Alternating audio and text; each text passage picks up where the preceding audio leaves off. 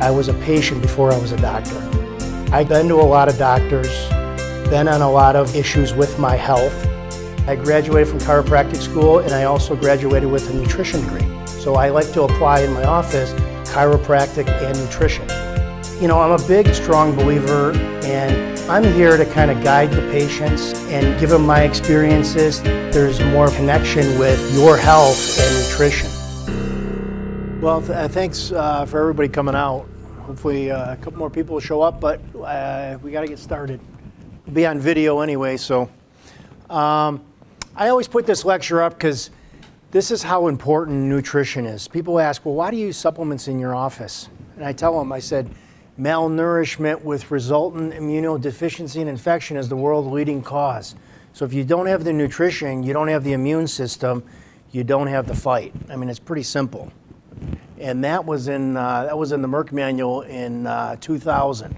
So malnutrition is a major issue. Probably the biggest two nutrients that are deficient in the world right now are vitamin A and magnesium.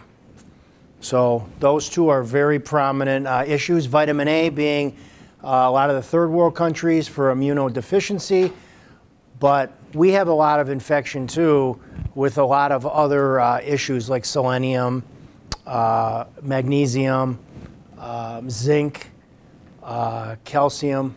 So that's a whole nother lecture, but I want people to understand malnutrition is important, but going after infection, a lot of times malnutrition causes infection and infection causes malnutrition. So it's a cyclical cycle.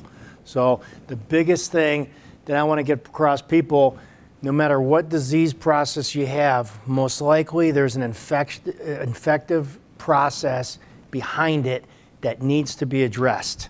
Okay, we're going to talk about a couple things that you can do, but if you have a neurodegenerative disease, like MS or Lou Gehrig's or any type of neuropathy, kidney infections. I mean, there's a whole list and slew of them as we go through this, but it's key that you target the specific part of the immune system because you're not going to get better. We could do all kinds of other stuff, but unless you're focusing on the immunodeficiency, you're lost. And that's why people are walking around with neurological diseases because they went after the acute problems. Medicine tends to do a great job of going after the acute problems and hitting it with a sledgehammer. But the problem is they're driving it into the system on a chronic level. So now we're having all these autoimmune, these chronicity problems nowadays. So that's the trade-off with medicine, and it doesn't have to be that way. Daily supplement protocol, I always put this up. It's better to be prepared than, we act like we all just fall into disease. Oh, I got a cold. There's always a reason behind it, and the reason is usually 99% ourselves, okay? And we have a lot more control than we realize. Insurance with the nutrients is very important. And I like to tell people Catalin was the first vitamin actually on the market ever as a food supplement. And it has 15 different foods in it. And the products on my shelf, 129 of them they're all out of Catalin. Every single one of those are in Catalin out of 129 products. They always test it against Catalin, and it's always in there. So that product was the foundation they named it Catalin because it was a catalyst. It increased energy, it increased metabolism, it helped with nourishment. So they named that Catalin off a catalyst. And catalysts are enzymes to push things through for your energy because that was basically a fatigue pill at the beginning of time. They used that for anti-fatigue. Let's go through. September to March, offensive play. IAG, get your natural killer cells up. Most people don't know that a third of your liver cells are null cells or natural killer cells. And a lot of people can't produce them, have a genetic disparity. So that's why I added that to IAG. If you have enough natural killer cells, you can go and scavenge and fight just about anything, okay? And then biodemulsion, according to the British Medical Journal, it's basically, if you get enough vitamin D, you'll never get the flu. Very simple, okay? And we know people are bad converters and don't absorb as much sun, especially in Michigan, but people are bad converters, even living in California or Florida. They found that out of 100 people, 20 to 25% of them, even though they were in the sun all the time, were bad converters, and they couldn't get their vitamin D level up because of a little bit on the genetic side. So it's hard talking them into vitamin D when they're in the sun all the time, but yet the blood work tells you the truth. And then liquid iodine. Iodine has always been a good antiseptic, sterilizer. Fat loss at your fingertips. This is 7-ketozyme forte. People always ask me, what do I use for fat loss? First of all, a good purification program is the number one, because you want to pull all the water out of your system, because most people that have extra fat, it's not actual fat. It's water accumulation around the omentum, because the liver and the kidneys can't process it out. So pushing a purification program. This is specific because this raises your BMI, which is your basal metabolic rate, or your body mass index. It increases your heat. So it makes you more thermogenic. Without doing anything, it raises your heat level so you burn fat. You don't have to do anything, okay? You're not going to get the best results, but you don't have to do anything. It's been shown to be thermogenic and raise your basal metabolic resting rate. That's what you're looking for. That 7-ketozyme with a 5-to-2 intermittent fasting plan by Dr. Mosley is probably the best thing you can do without pulling teeth out. I mean, who wants to torture themselves? Everybody wants to enjoy themselves, and you can still enjoy yourselves while you lose weight. It doesn't have to be so torturous. So this is basically women are 500 calories or less on 2 alternating days out of the week. Men are 600 calories or less on 2 alternating days of the week. So maybe on a Monday, Wednesday, or a Tuesday, Thursday, all the other days you eat your 3 meals, and then you just drop your calories, calories by 500 for women and 600 for men. It's an easy way to do it. I don't have to you don't have to mess with people's medications. You don't have to do it. This is basically for anybody. Basically, it's for 75 million people in America, because we all have insulin resistance problems. We all have sugar handling problems. We're not all diabetic, but we're all pre-diabetic. So that's what this addresses. Here's a nice study that, sometimes I pulled out in the past. Somebody's like, why do I got to take all these pills? Why do I got to take this supplement? What do I got to take this for? Well, this was a randomized double-blind study involving 117 patients, average age of 65, scheduled for bypass and valve surgery. For approximately 76 days prior to the surgery, one group was told to take CoQ, magnesium, lipoic, omega-3 fatty acids, and selenium. The other group received a placebo. Basically, 24 hours after the surgery, tests all indicated that patients in the group who took nutritional supplements had lower levels of troponin, a blood marker for a potential heart damage. So they're already pushed into recovery. In addition, they were in the hospital less, and basically they said in a major journal, it's safe, inexpensive, improves antioxidant levels, and it reduces heart damage and shortens hospital stays. So there's the benefit. Lynn Simchek has been my patient for about 10 years now. She owns the Livingston Organic Food Co-op.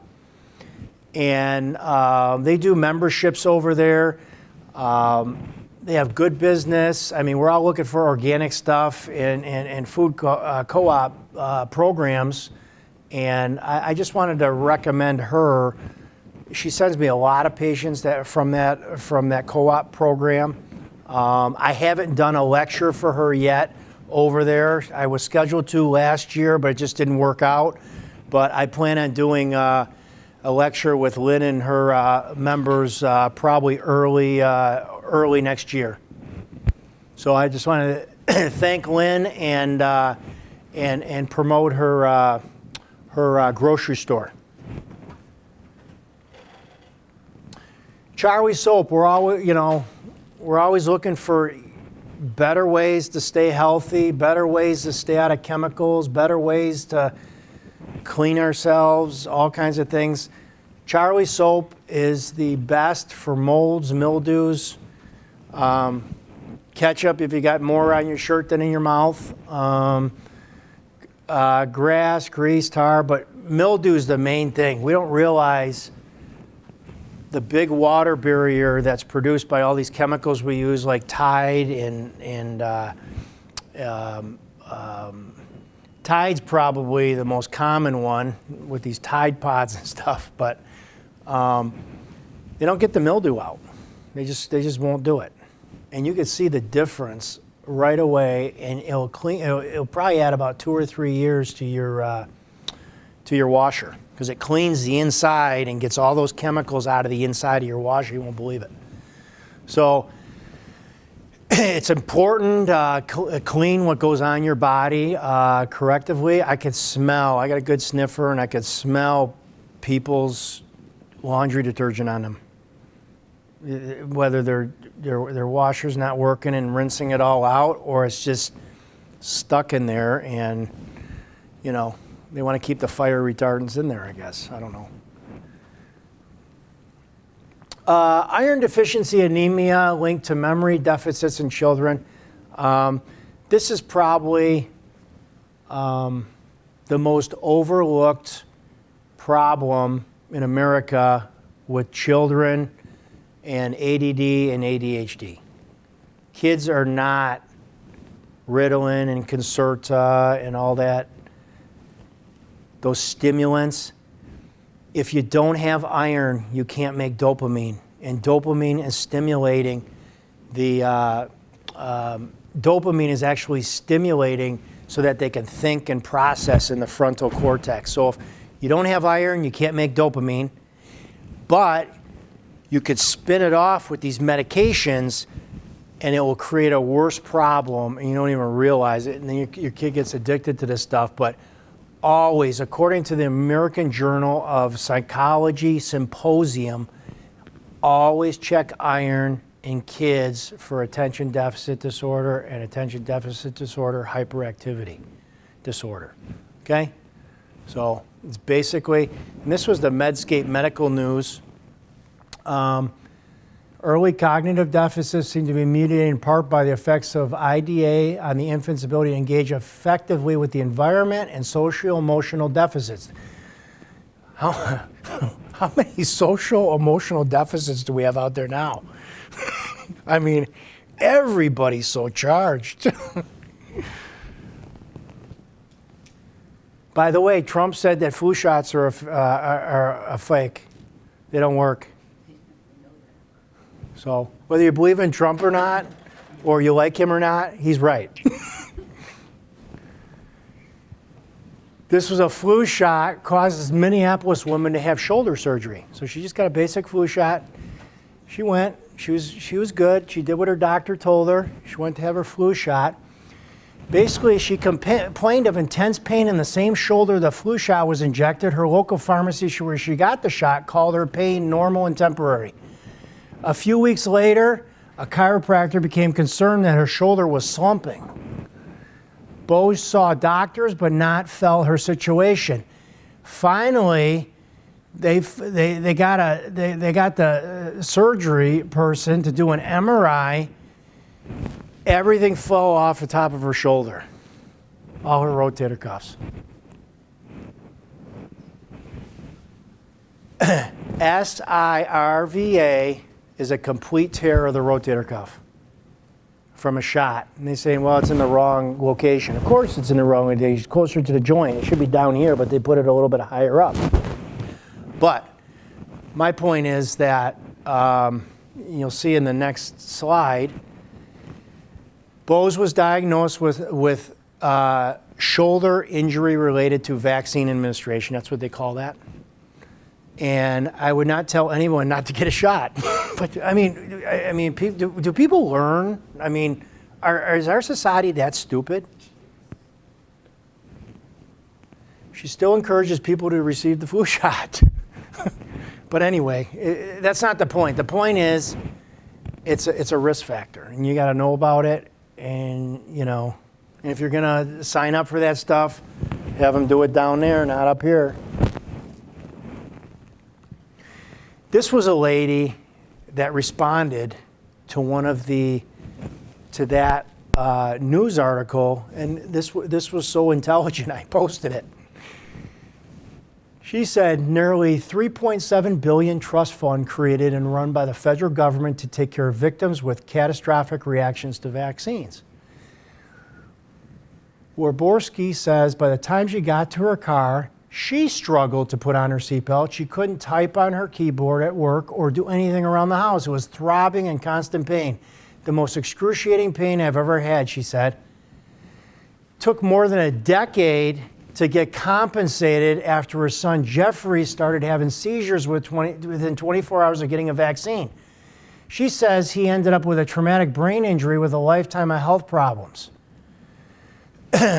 Basically, you're getting very little help. You're not getting reimbursed. You're not going to turn around, oh yeah, here's your money. It's going to take 10, 15 years to get this stuff. She's complaining because it's 5 times the number of cases it's had in 2011, and Congress has never increased the number of judges allowed to hear them. So we're backing all this stuff up. It's probably because they got that $3.7 billion and they're getting the interest off that so that can catch up. That's what they're doing. It's just a joke. It's a financial joke. A review by the News, I-Team found the vaccine injury in patients, 575 happened and more than 76 million while doing little to fight the problem. Not going to do anything. They interviewed the guy for the vaccine injury compensation program. So, go get your shot. Line up. Go get your shot. Yes. That's how I met Dr. Krygier. I got a flu shot and could not move my head. Yeah. Could not move my head this much. Yeah, I remember that. Bad flu shot. Yeah, Never got another. I remember that, and I also remember a lady 6 months ago dragging herself into the office. I mean, I've never seen her like this. And she owns a, she won't mind me telling this, but she owns a horse farm. And she works a lot. She was just wiped out. She came in with her husband, and she was just, it was horrible. I never seen her like this. Lost weight, fever.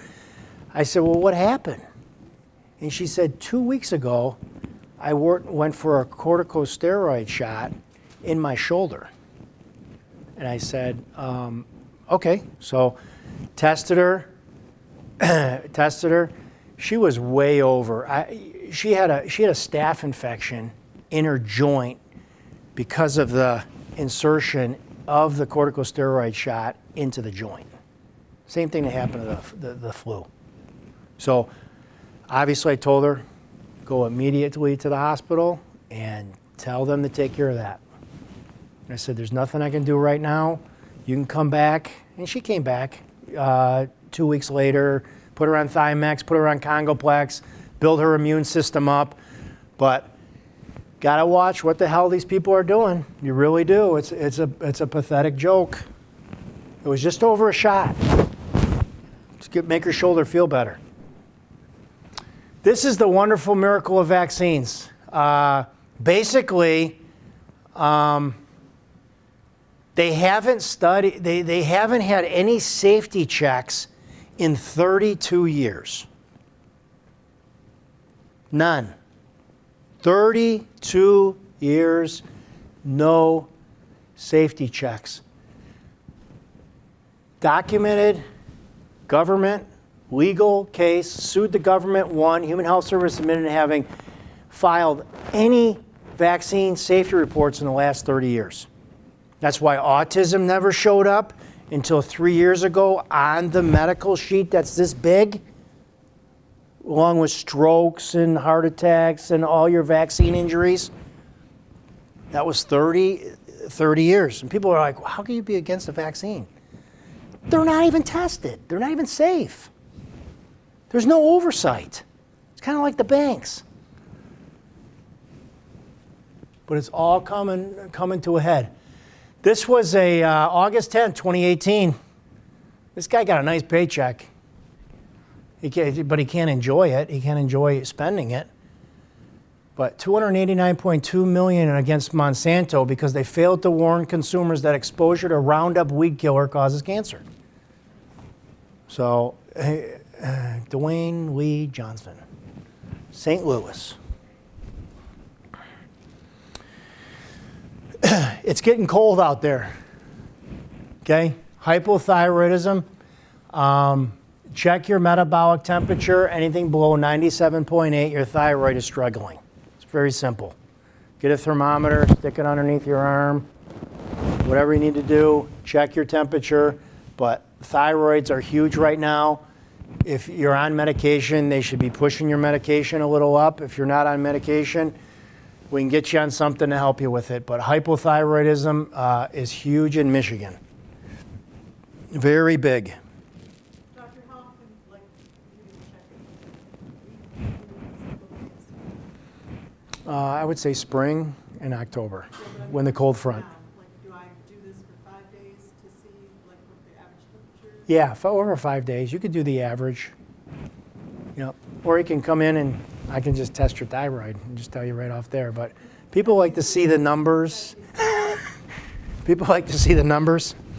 Allergy check. Most people don't realize their foods are causing infection, and then the infections cause them to be sensitive to the foods. So it goes back and forth. This is a quick way to clean up your diet. Just give your body, even if you're on the 5-2 diet, which reduces all these allergens because your body is allowed to be in a fasting state for a little bit. It gets your body rested. You got to remember, there's a lot of choices on foods we eat out there, but it's every day. So you gotta give your body a rest. And that 5-2 diet does a good job of that. This tells you where you need to be avoiding certain foods. It's an intolerance, it's not an allergy. If you take something and you got an allergy, it's totally different. Intolerances are 2nd, 3rd, 4th degrees. They're not type 1. They're level 2, 3s, and 4s. They hurt your joints. They give you headaches. They cause swelling around women's PMS. They can cause hand swelling. They can cause itchy, runny noses, feet stinking. I mean, it's just sores in the mouth. So, but you got to test your foods. It's really the biggest thing we interact with every single day. Okay, this is the disclaimer. This lecture is for research purposes only. We make no claims regarding treating or curing any illness. We strictly are talking about the research on how to support and balance the endocannabinoid system. Who's heard about the endocannabinoid system? One? You ever hear about the endocannabinoid system? Somewhere along the line. I never heard about it in school.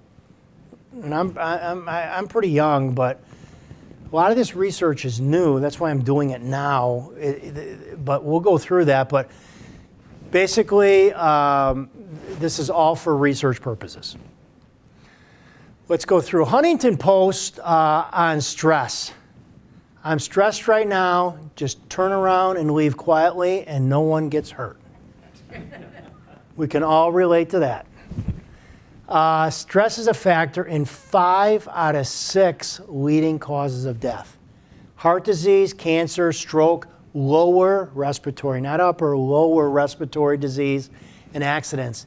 An estimated 75 to 90% of all doctors' visits are stress-related issues. There seems to be a trend here. This was in May 2022, May 22nd, 2013, in the Huffington Post. Now, stress on our bodies happen through this system right here. This system right here balances our stress levels, okay? It's called the endocannabinoid system. In the endocannabinoid system, in 1973, they found that cannabis, marijuana, hemp, all those things, they found that the brain's opioid receptors for cannabinoids and cannabis receptors. In 1988, St. Louis University School of Medicine determined that the mammalian brain has receptor sites that respond to compounds found in cannabis. Okay? The receptors turn out to be the most abundant type of neurotransmitter receptor in the brain. That is huge. That means if it's scattered all over the brain, it's scattered all over the body. Okay? And this came out, this was only in 1988. In 1990, the National Institute of Mental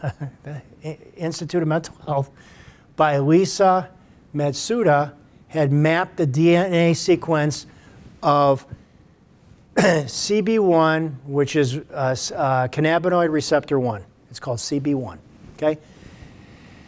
Then a second receptor called CB2 was identified that interacts with the immune system and the peripheral nervous system.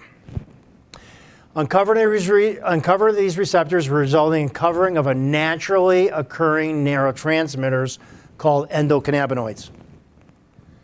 Discovery of these receptors resulting in the uncovering naturally occurring neurotransmitters called endocannabinoids. In 1992 at Hebrew University in Jerusalem, Dr. Lumar Hannes, along with American research Dr. William Devin, discovered the endocannabinoid anamide as well as the other chemicals all involved with this. They broke it all down. Now, the endocannabinoid system performs multiple tasks, but the goal is always to maintain a stable environment despite fluctuations in the external environment. How many things in our life have to do with our external environment? So our body's always in and out, fluctuating, responding, adapting. Stable environment despite fluctuations. When an imbalance is detected within our internal environment, the body synthesizes endocannabinoids that interact with the cannabinoid receptors. This stimulates a chemical response that works to return the physiological process back to homeostasis. However, in some cases, there is a deficiency in the endocannabinoid signaling. This condition is known as clinical endocannabinoid deficiency. I didn't know of such a thing. I had no idea. And I'll tell you why. The reason is why, not this why, but another why. The reason why this condition occurs ranges from our body not synthesizing enough endocannabinoids or our bodies not producing enough cannabinoid receptors or an abundance of enzymes that break it down too quickly. Same exact thing that happens with neurotransmitters.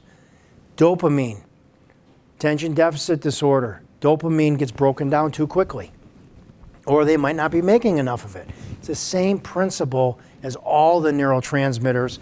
This is just a different signaling of different receptors. So basically, an abundance of enzymes that break down cannabinoids or outside sources such as foods, medications, that decrease endocannabinoid signaling, okay? So foods and medications, basically. The endocannabinoid system in the physiology and pathophysiology of the gastrointestinal.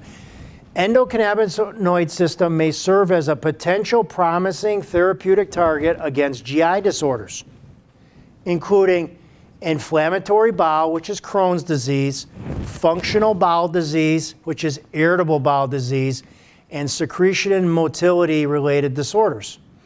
Because they modulate that CB1 receptor. There's only two receptors, CB1, CB2. Active components of cannabis. Two primary classes of chemical components create the therapeutic benefits and side effects of cannabis. There's cannabinoids and terpenes. Cannabinoids are largely unique to the cannabis plant. There are over 70 known cannabinoids. Only a handful of them have been researched. THC, which is the drug, THC, and CBD are primary cannabinoids. They exist in the plant as a cannabinoid acid until the plant material has been heated, thus converting the acid to a cannabinoid. This is called decarboxylation and occurs at approximately 212 degrees Fahrenheit. Cannabis is otherwise not psychoactive after that heating. Here's THC is the most common cannabinoid thought to be the only psychoactive cannabinoid. Okay? That's your,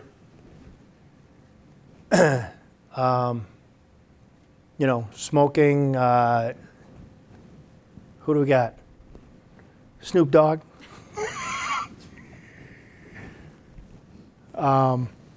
As much as I hate the guy gets so much attention. It's just like he's like a wart.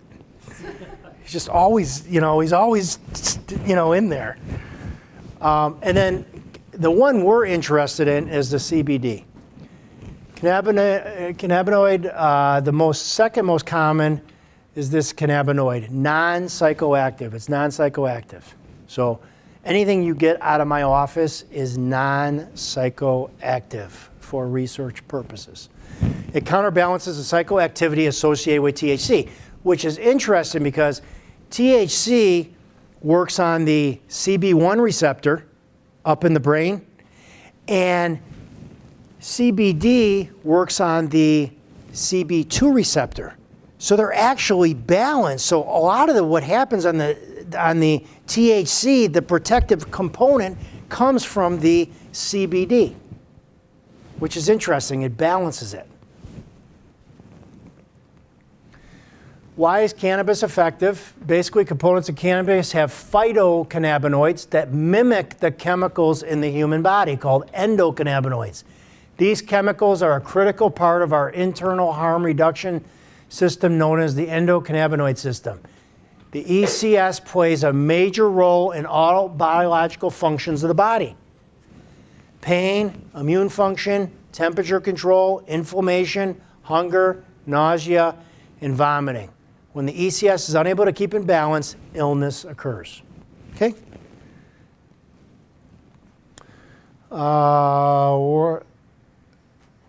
This was interesting. Out of cannabis, they localize this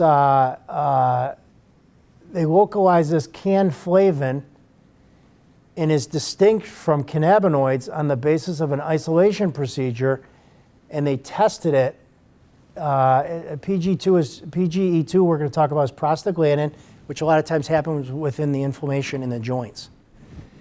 And what they found is the activity of the canflavin has been compared with several established anti-inflammatory drugs and major cannabinoids. So that's I think that's a terpene in the cannabis, and when it was isolated, it seemed to work real well against rheumatoid arthritis. So basically, what is CBD? CBD is a compound in cannabis that has been medical effects, but does not make people feel stoned and actually counters some of the effects of THC. The reduced psychoactive effects of CBD-rich cannabis may make it an appealing treatment option for patients seeking anti-inflammatory, anti-pain, anti-anxiety, anti-spasm, without the disconcerting euphoria or lethargia. Anybody for that? Scientific clinical studies indicate CBD could be effective in easing symptoms of a wide range of difficult to control conditions, including rheumatoid arthritis, diabetes, alcoholism, PTSD, epilepsy. I don't believe the antibiotic-resistant infection, but I do believe the neurological disorders, because I haven't found anything on the antibiotic-resistant infection. It's got to have the THC in it to be the antibiotic resistant. These are some of the terpenes that are found, and we're not talking about cannabis now, we're talking about hemp, okay? Hemp can be cultured to get higher levels of the CBD oil out of it. And as you know, this is my hemp suit. Did you know this was a hemp suit? It's not. D-limonene basically displays antibacterial activity, has been shown inhibiting development of cancer cells. Myrcene is basically a terpene found in almost all of cannabis. It's also present elsewhere in nature. Bay leaves, thyme, parsley. This terpene is known for its earthly, grassy taste. It's also proved effective in relieving muscle cramps, treating insomnia, is involved. Its value for its anti-inflammatory properties. Here's another one. Responsible for characteristics of the scent of lavender. Did you know that? Varying concentration, it's popular for soothing effect and is most commonly used to treat anxiety. Also helps with anti-inflammatory. And then alpha-pinene. It's in rosemary, pine. In cannabis, it's frequently used to open bronchial tubes to relieve various breathing problems. Studies have shown it also effective in treating intestinal problems. So that's all in a truly good cultured oil. One more is nerolidiol. It's considered most beneficial terpene. Has strong antifungal, antibacterial. And this terpene is gentle scent and can be found in ginger, jasmine, lemongrass, and tea tree. Humulene, humulene can be found in clove, basil, hops, which is why its smell can trigger associations to beer. It's a subtly earthy, woody aroma. Helps with appetite stimulation. Actually has the opposite effect and reduces the appetite. Basically, I don't know about the endocannabinoid system, but they've been studying it. And the government actually owns the patent on the marijuana and the cannabis, and they own the patent. But yet, it says marijuana has been used as a medicine since at least 4,000 years, while drug research shows that cannabis is less addictive than caffeine. And we're not even using anything that's addictive out of the office. Nothing's addictive. The U.S. Drug Enforcement Agency states on their website that marijuana has a high potential for abuse and has no accepted medical value in treatment in the United States.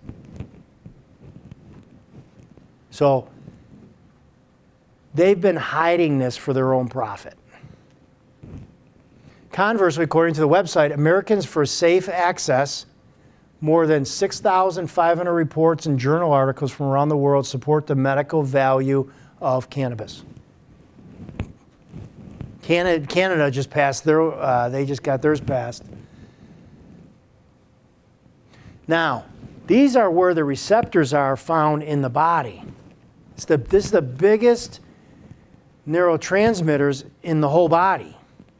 CB1, CB2. Look at the heart. CB1, we got two. We got both the receptors in the heart, both the receptors in the stomach, both in the pancreas, both in the digestive tract, both in the bone. When you get to CB2, look at how beautiful that looks. Thymus, tonsils, spleen, and blood, and lymph. Isn't that wonderful? Because if you want to influence all those, the CBD innervates the CB2 receptor.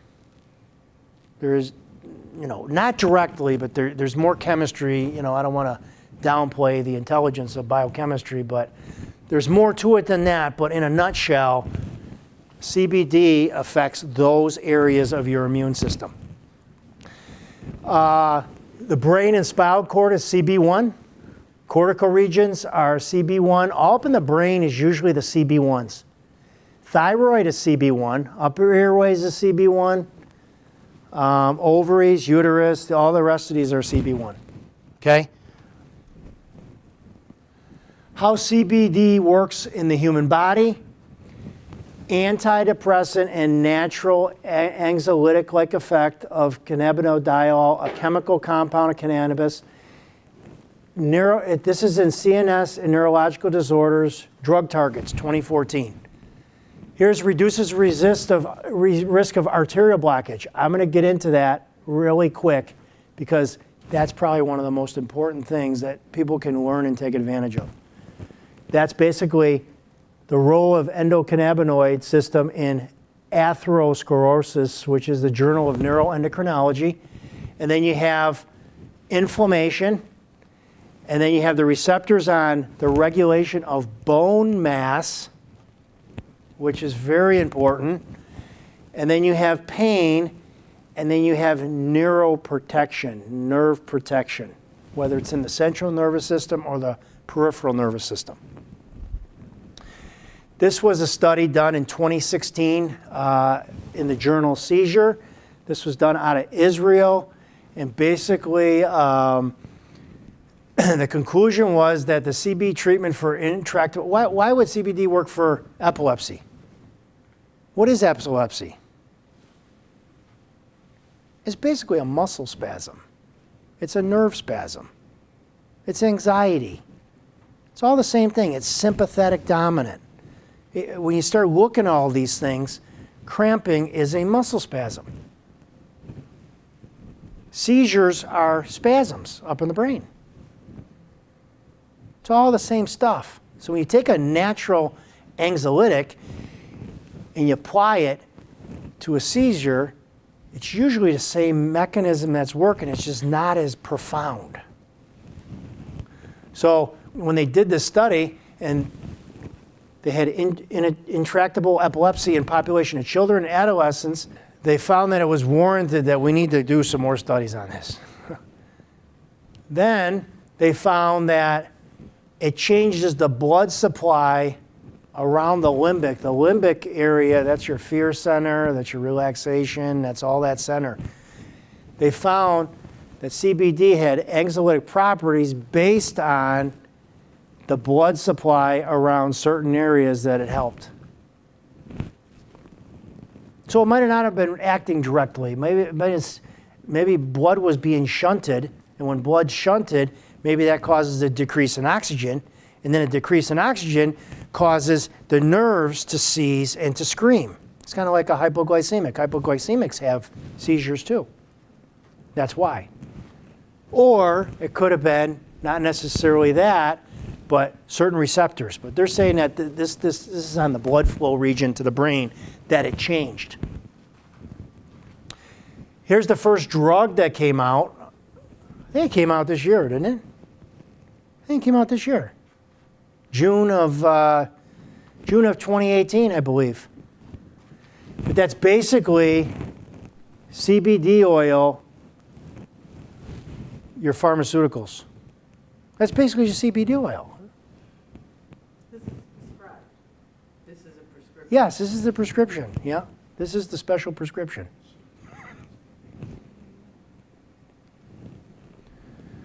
Anxiolytic effects of cannabidiol is chronically stressed mice. Okay, we know that. Here's the CBD one. That's kind of...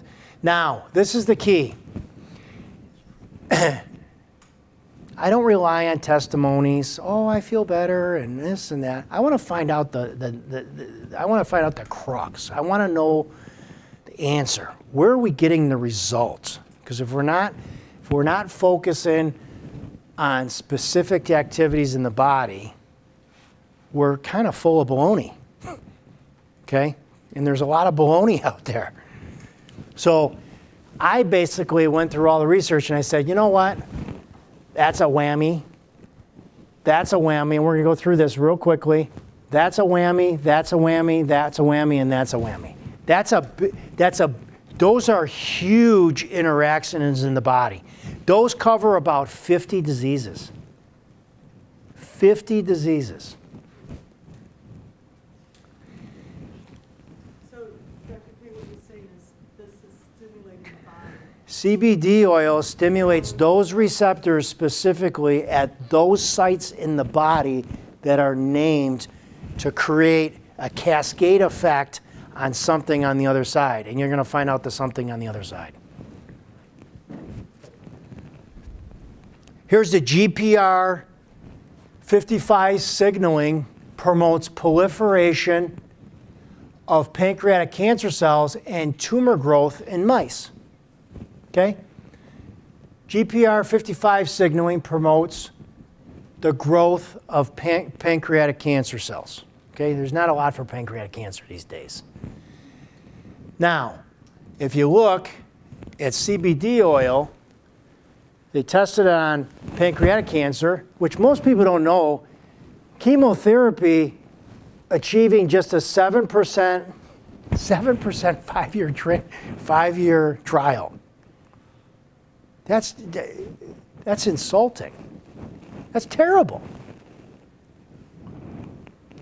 But when the substance is added, the rate trebles. It says research from Queen Mary University in London so far tested cannabidiol only in laboratory mice, but if similar results can be seen in people, it could be in use in cancer clinics almost immediately.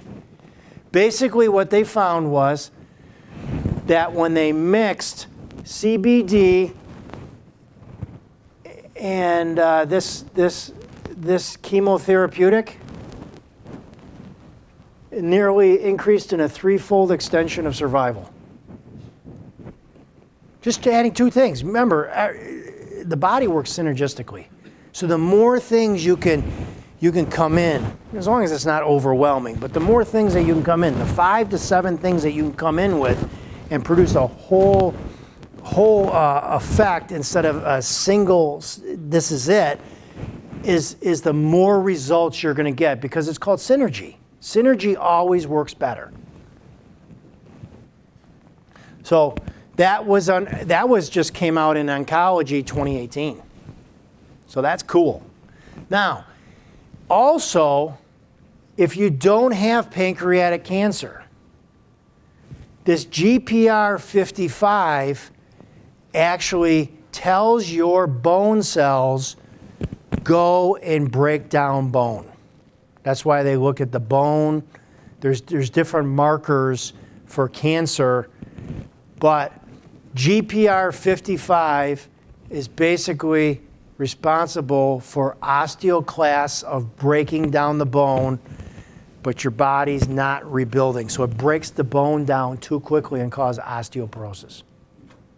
That's how they found when they added GPR 55 has been dubbed the orphan receptor, basically promotes osteoclast cell function, which facilitates bone reabsorption. They're just pulling the bone, okay? Overactive GPR 55 receptors associated with osteoporosis.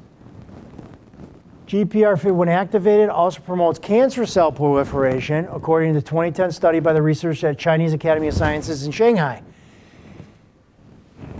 CBD is a GPR 55 antagonist. That means it blocks it. Not an agonist. Antagonist goes against it.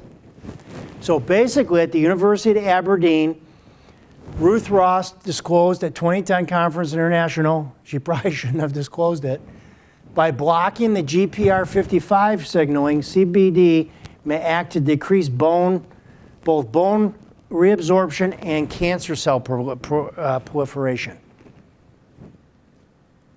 That's huge.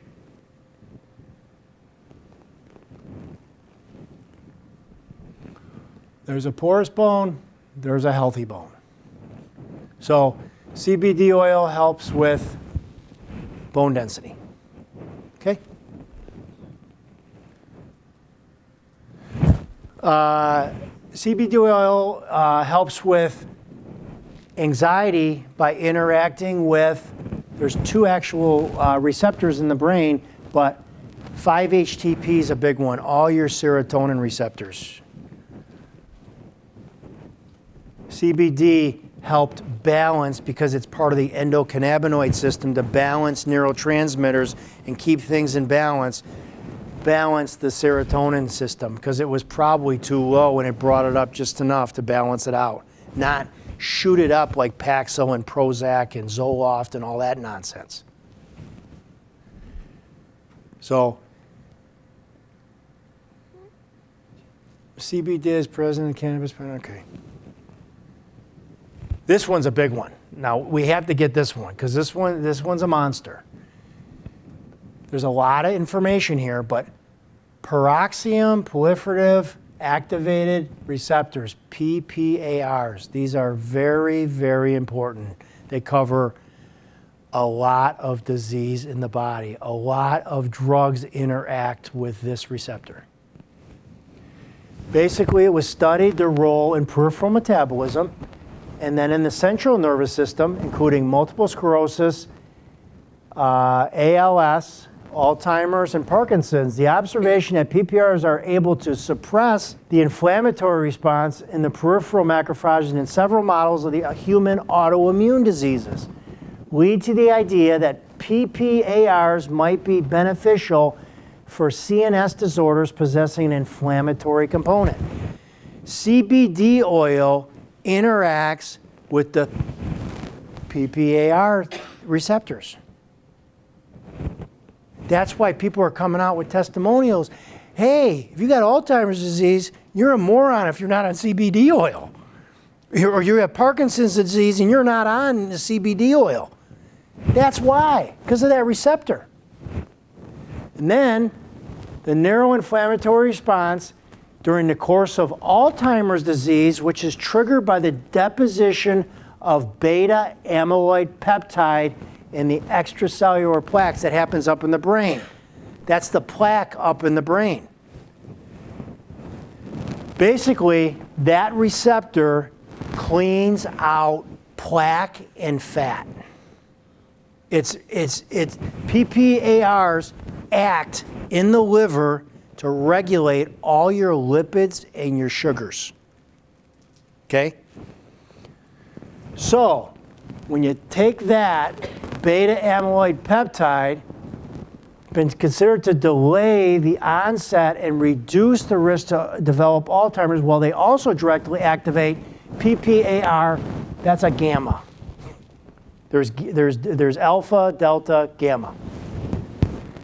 This led to the hypothesis that NSAIDs protection, non-steroidal anti-inflammatory drugs protection in AD may be partly mediated by this PPAR gamma, which NSAIDs interact with that, but the CBD does the same thing as NSAIDs on that receptor.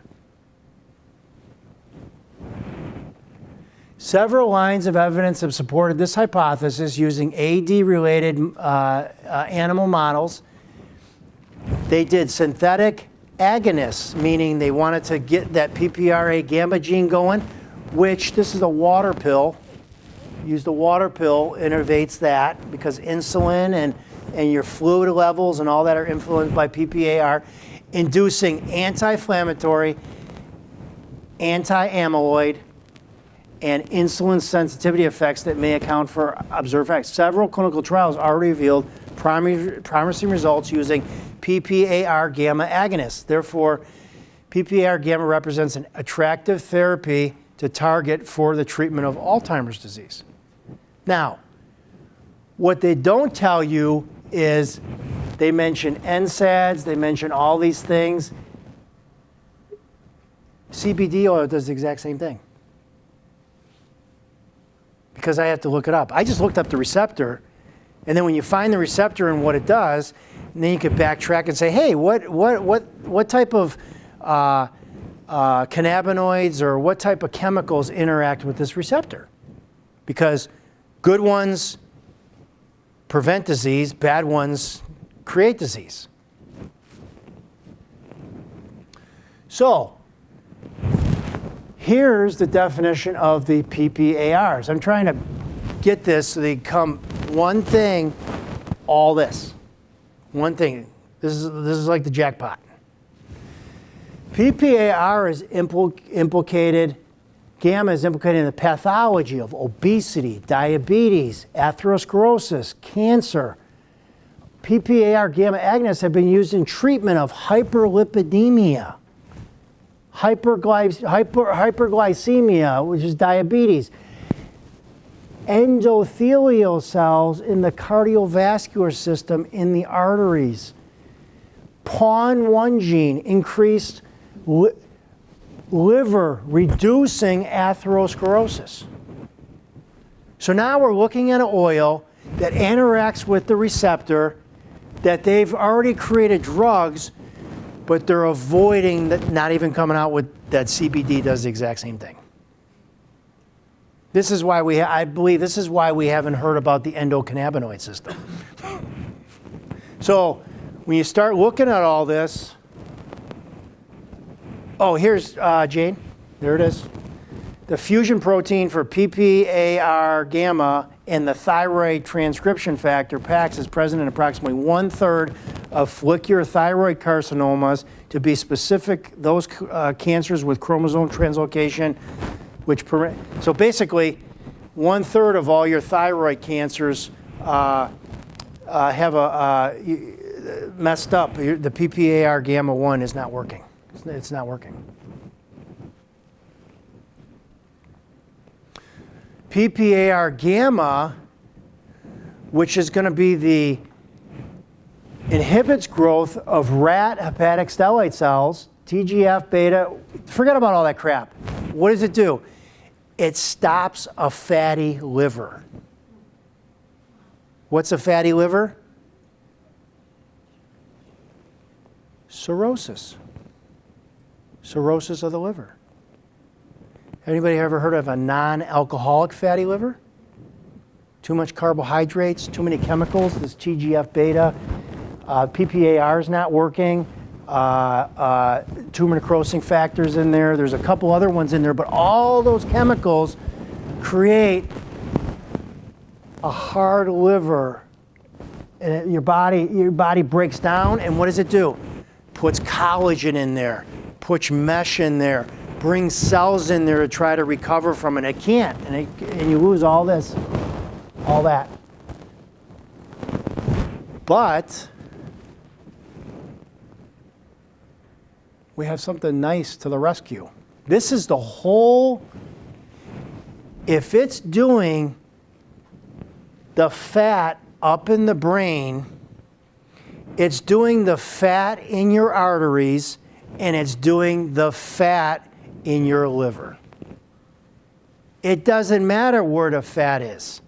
Your body handles it the same exact way. This is the whole formation of how plaque gets up in the brain. Look at the PPAR gamma there, right there.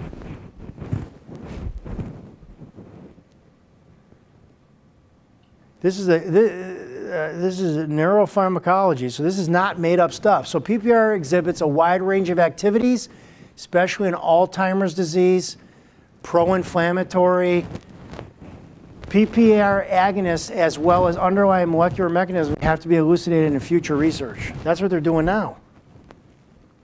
Damage to the arteries, blocked arteries, strokes, fatty streaking in the arteries, plaques, crap. What's CB2? CB2 is what? CBD oil. CBD oil doesn't react on that. That's more your THC, because it's CB1. This is all the effects of CBD oil on the CB2 reaction. That's how you get the effect. Reduces inflammation, reduces cells moving, reduces adhesion of those cells, proliferation, and what is the liver? Fibrosing. It's a fatty liver. So that's your CB2 activation. That's how somebody could say, hey, it just so happens that if you have atherosclerosis, maybe you want to do this. Prostaglandin, I'm not going to get into. It's too complicated. And then also anti-inflammatory inhibitor, COX-2. Remember when I said they were using the NSAIDs, which are non-steroidal anti-inflammatories for Alzheimer's disease because they use that PPAR gamma? Well, what happens is non-steroidal anti-inflammatory, you have COX-1 and COX-2. Those are main anti-inflammatory pathways. The problem is the NSAIDs are not specific for COX-1 and COX-2. They do both of them. That's why you have side effects. So you can't be that specific with an NSAID without having dizziness and nausea and gastrointestinal bleeding and hemorrhaging, and there's all kinds of side effects. But that's why, but CBD2 does just COX-2. Plant cannabinoids have many different mechanisms and properties. CBDA cannabidiolic acid, raw, non-psychoactive cannabinoid precursor to CBD, showed significant COX-2 enzyme blockage when compared to placebo, 2 NSAIDs and other cannabinoids.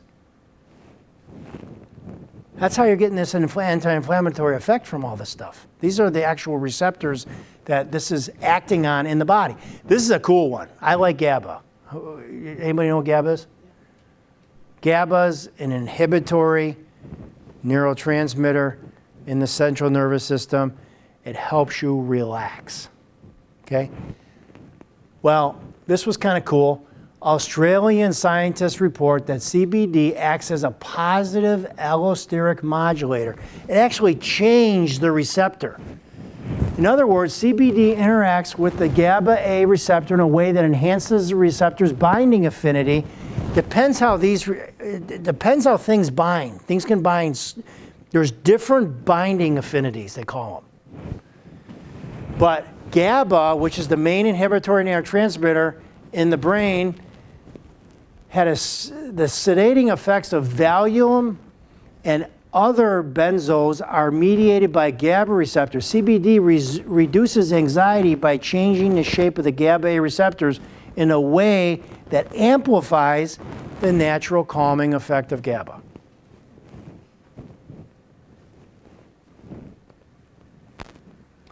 Cannabinoids on spinal cord stimulation. You know what? Cannabinoids. This one for CBD, you got to have the THC in there if you're going to get the result, because the CBD or the CB1 receptors are in the spinal cord, and they don't act. THC works on that,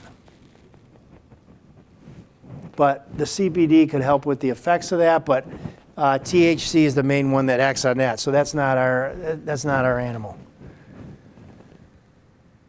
Cannabidiol inhibits priming-induced reinstatement of sleep. Sleep's a big thing.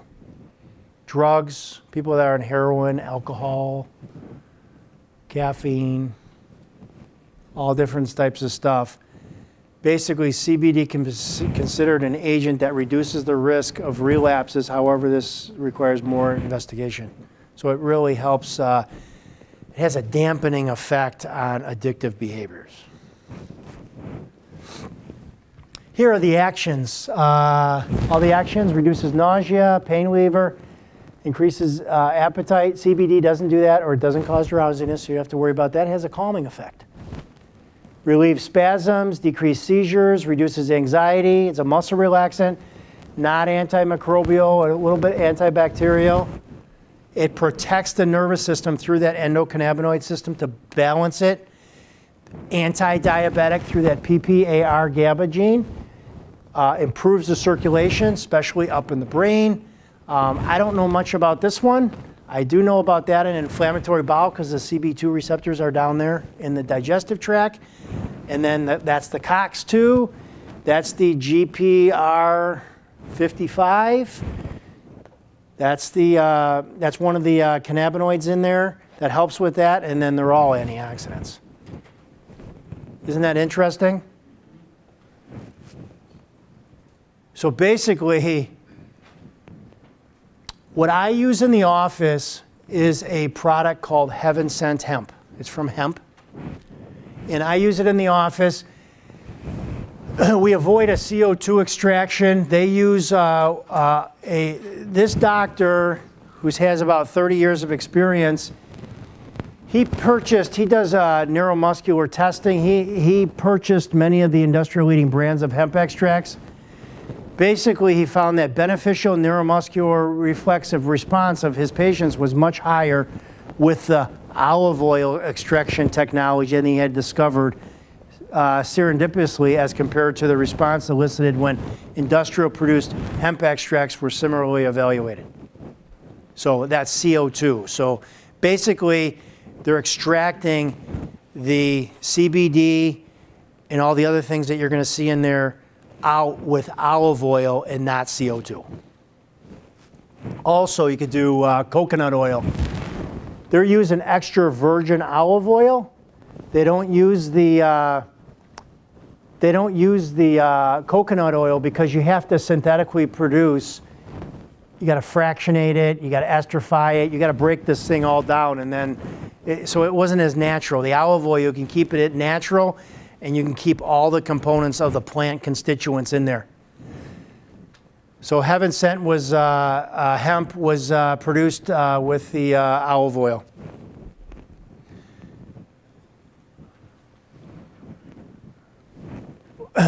Where am I going to go to buy this stuff? This is the FDA website in 2016. Of all the products that don't match the labels, that don't have it in there. They have some in there, but they don't match what's on the label. So, buyer beware. Multi-level distributors, beware. Multi-level marketing, beware. So, these were out of Texas, these were out of California. Public health focus, it's basically giving you a warning that the product label that they claimed is not in the product. Okay? This is the next list. There's lists and lists, and I'm like, this is ridiculous. I'm just happy I came across somebody that actually did it right. This is all in Michigan. Look at Michigan. Michigan Herbal Remedies, Michigan Herbal Remedies, Michigan. These are all claims. These are all the different products they claimed. You can't do that. So you got to find something that matches the label is in the product. And you have to be able to prove it. So this is Heaven Sent Hemp. Every batch they test and do an assay and make sure what's on the label is in the bottle. Here's your CBD, 2.37%. Here's a little bit of that CBDH, a precursor to the CBD. And then there's your weight. Here's your concentration, everything. That was done on February of 2018, just recently. And you can go to the website and you can check the next batch. So you know exactly what you're getting. That's the weight. What's cool is it also gives you the extensive, all these terpenes in here, all these different chemicals in there, and it tell you, there's that myosin that we saw that gives it that grassy taste. That was one of the higher levels. And then you have this one here that I looked up to see what benefit it has. And then here's the limonene and humulene. So it gives you a nice graph of everything that you got. Here's that beta-caryophyllene, which was the highest one in there. Anxiety, depression, anti-inflammatory, analgesic, protects cell linings, digester, also found in black pepper, which is interesting. I wouldn't recommend a teaspoon of black pepper every day. Well, it's probably better than a teaspoon of salt. And then here's that myrcene, contributes to a sedative effect, a sleep aid, muscle relaxant, mostly found in hops. Here's the beta-caryophyllene, because I didn't realize how important that was, but it's very high in their product of what their hemp that they're producing. So I decided to look into it, and it's basically pain-killing, works on the CB2 receptors, modulates inflammation, and helps with neuropathic pain responses. So we don't need any of the psychoactive, activities, all the politics involved with it. We just want, the safe, healthy way to convey and support the body the way we know it's needed. Studies show that oral administration of BCP reduced inflammation, pain responses, also reduced spinal and neural inflammation. You can also look up olive oil, extra virgin olive oil. You'll be surprised how many polyphenols are in there and they'll probably amplify the CBD as well. So you're not going to get a better combination together than those two. So this company that did it, that's been doing it for 40 years, did it right. And I don't have any responsibility because they do the testing. Their response. I have responsibility because I'm giving it to the patients, but they've already taken all the responsibility. So I'm like, it's no big deal for me. But I don't know about all these other companies. I have no idea. This is the product. They have roll-ons for pain, joints, all that stuff. You can use it different ways. You got to look at that stuff intelligently. I mean, people say they had pain and they're smoking and they're doing this and, it helps with their pain and hell, give them adjustment. I mean, they never thought of that. Maybe you don't need the CBD. Maybe you need an adjustment. So you got to look at this stuff in perspective. This is the company. It's got 600 milligrams of the CBD, and it's less than 3.3% of the THC, so it's not enough to show up, and it's not going to affect you. And this is the dosage you use twice a day, one dropper, probably about 14, 15 drops twice a day. And you do this for about an 8-week period. We're all sitting here, we realize that we probably got plaque, we probably got insulin sensitivity, we probably got lipid problems, we probably have anxiety. I mean, who doesn't fit this profile? That's what's so dangerous about this, and that's why I believe the patent was protected right away.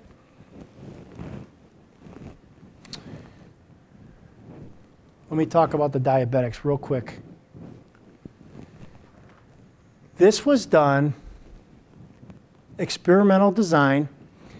They took a group of animals, which are rats, and they got diabetic rats, and they got diabetic rats. This GS is for gymnema. You know what gymnema is? Gymnema is an herb, and it's used in this test for diabetes, okay? So normal rats in gymnema, diabetic rats in gymnema, then you have the diabetic rats. Well, actually the diabetic rats got nothing, then they got them gymnema, and then the diabetic rats got 400 milligrams, the same as that, but double the dose, and then the diabetic rats got insulin, okay? So watch what happens. This is neat. The effect of Gymnema sylvestre extract on blood glucose levels in normal and strep-induced diabetic rats. This was just normal. This was just normal. This was the third one down was the diabetic rats. These are the diabetic rats. The fourth one down was the diabetic rat with Gymnema. Diabetic rat with Gymnema. And then this one was the diabetic rat with Gymnema twice the dose.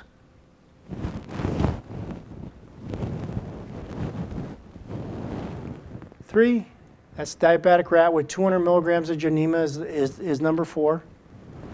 Number 4, 200 milligrams. When you brought it up to 4 milligrams, got 112.85.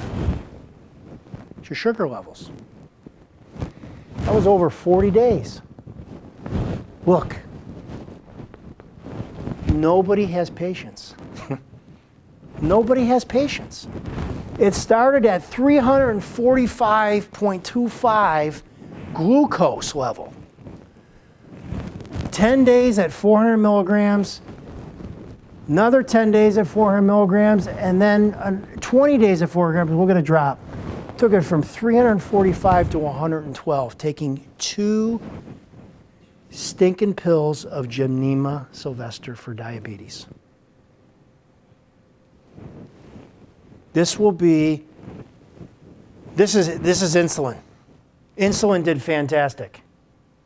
The only problem is you have an A1C. You have other markers that this will fix that insulin won't. And insulin also causes thickening of the arteries that can cause atherosclerosis. And then you definitely need the CBD. Okay? So I just wanted to go over that and add one thing in because there's so many people that have sugar problems. It's so easy.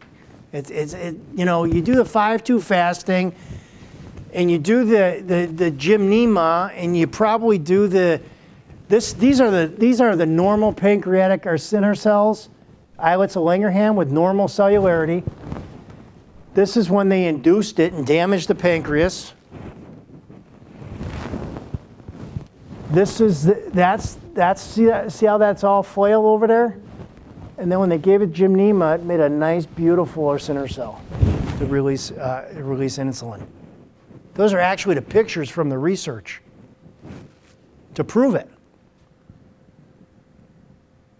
Beta cells and diabetic, but it says possible B cell, beta cell protective and regeneration. It regenerated the acinar cells. Because it can't look normal when you damaged them. It means it was regenerated. Could be treated, delay, or prevent full-blown diabetes. So that was the other one. So I wanted to touch on CBD and Gymnema because a lot of them are working on the same pathways, lipids, sugars, all that. These are the two. There's the Gymnema, 4 grams, but of the Gymnema, it gives you 400 milligrams. And then the Cataplex GTF, you got to have the glucose tolerance factor. So those are the combinations I would use, but you have to be patient. Insulin will take it down like that. That's why they like using it. But you'll get anything that's going to work long term takes time to work because you're trying to recover. You're not just trying to shoot something down because you haven't changed anything around it. You just took it down and threw it on the ground. Blood work, we do blood work. Thermoscan is breast cancer, or I don't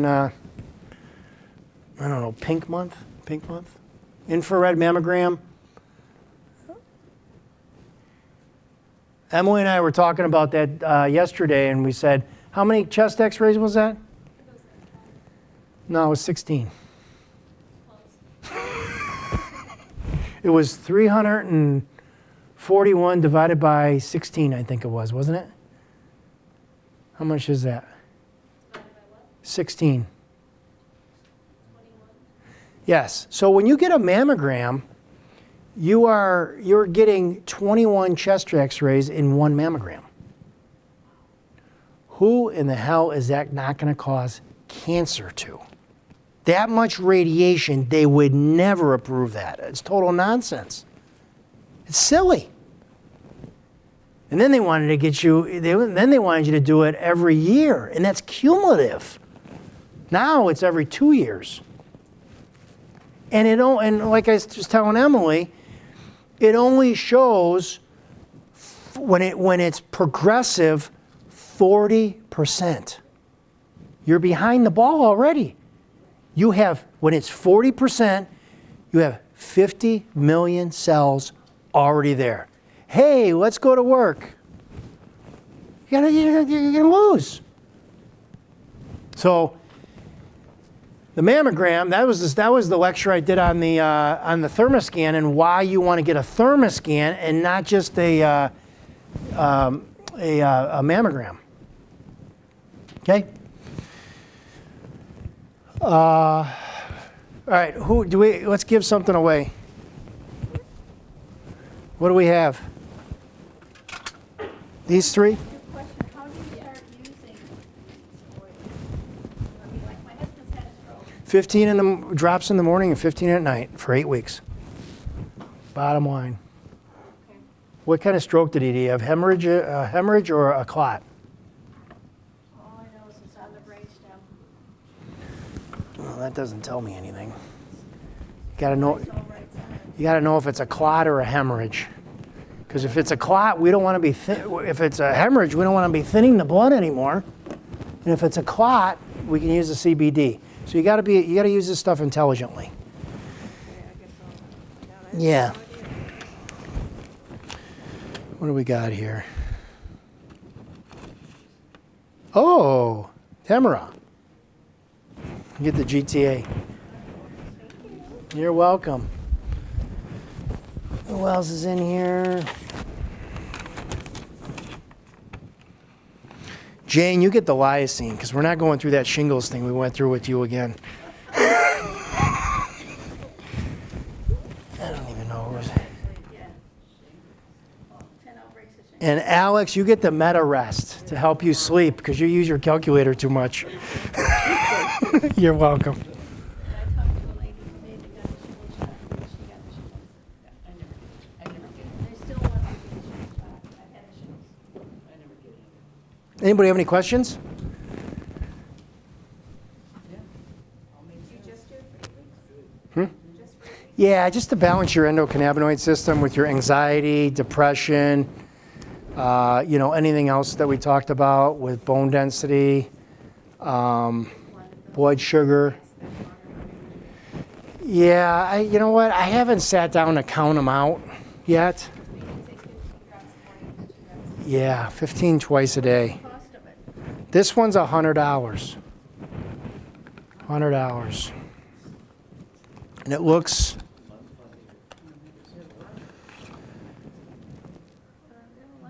everyday multi-system to support.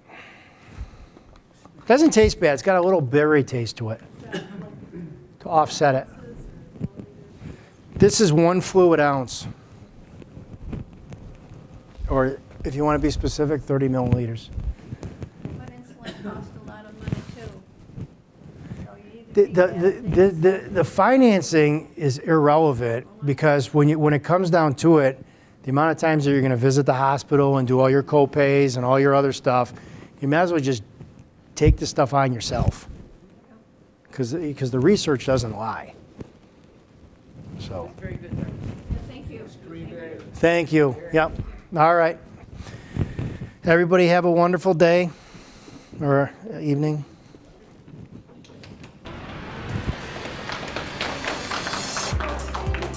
Anything I knew this isn't going to show up.